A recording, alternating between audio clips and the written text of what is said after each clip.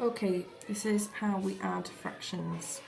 So first thing to notice here is that we've got two fractions, we're adding them together and they've both got the same denominator. That is really important. So we've got the denominator and the numerator, and the denominators are the same. We've got quarters here. So when we're adding fractions and the denominators are the same, it's dead easy.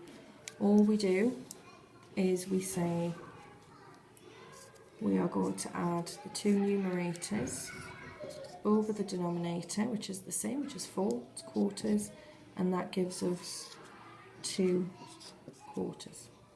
Now it might be that you're asked to simplify that fraction, and if you're asked to simplify that fraction, you need to make sure that whatever you are doing to the top number, you do to the bottom, and vice versa. So we could find a simpler equivalent fraction for 2 quarters, and that would be 1/2.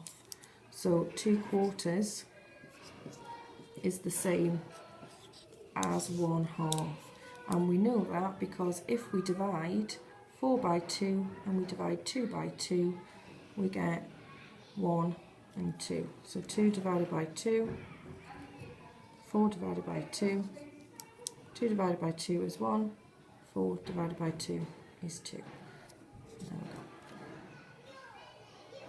Okay, when we're adding fractions and the denominators are different, so just to recap, we've got the numerator on the top and the denominator on the bottom. The denominator tells you how many parts the whole is split into, so in this case it's split into 3 parts, and the numerator tells you how many parts you're interested in. So if there was a cake and it was split into 3 slices and I ate one of them, I would have eaten 1/3 of the cake. If there was a cake and it was split into 6 slices and I ate one of them, I would have eaten 1/6 of the cake. So when we're adding fractions and the denominators are different, we need to make those denominators the same before we can add them together. So we have to think about how these numbers are connected. So is there any way that I can make 3 into 6? Okay, so they are linked.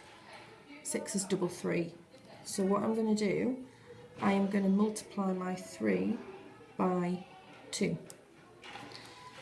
So I am going to multiply my 3 by 2, and if I do that to my bottom number, I've got to do the same to my top number.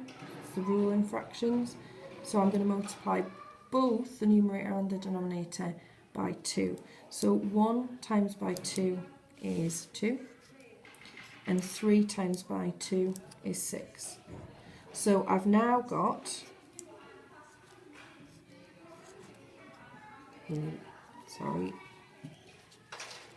I've now got 2/6 add 1/6. So reminding ourselves how we add fractions, the denominators are the same, we just add the numerators together and put them over the same denominator. So 2 add 1 is 3, so my answer would be 3/6. Now that fraction rather, can be simplified and it can be changed into 1/2 as its simplest form.